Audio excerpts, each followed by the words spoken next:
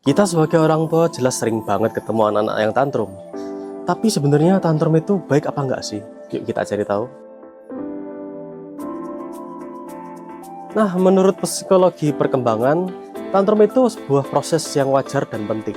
Alasan pertama yang paling utama itu karena berhubungan dengan perkembangan otak anak. Di dalam otak manusia itu ada dua bagian penting yang mengatur respons kita.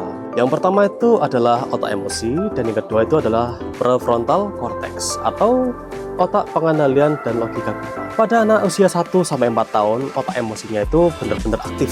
Tapi otak logikanya masih baru berkembang. Mereka akan berkembang terus-menerus sampai usia 20 tahun. Dan inilah kenapa anak-anak itu masih belum punya rem emosi.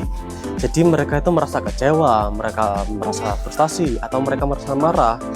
Mereka gak punya logika untuk meredam semua itu. Dan itu tadi adalah bagian yang pertama. Bagian yang kedua itu karena kosakata mereka itu masih terbatas banget. Contohnya saat mereka di tempat yang mungkin bikin mereka itu nggak nyaman, atau mungkin saat mereka capek, mereka masih belum bisa ngasih tahu, "Bunda, aku capek," atau "Bunda, aku mau pulang."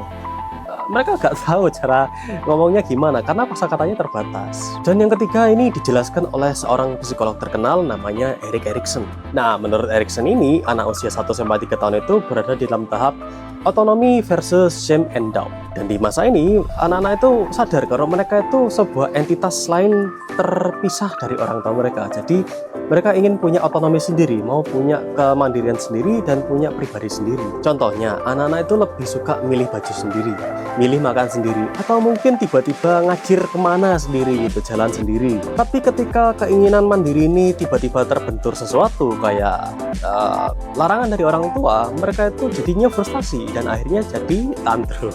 Lalu bagaimana cara kita menghadapi anak-anak yang tantrum? Yang pertama itu atur emosi kita dulu.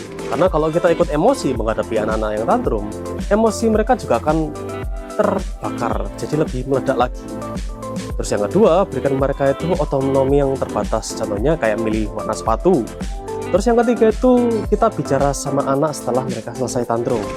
Tenangkan mereka dulu, baru kita ajak ngobrol, mereka itu maunya apa.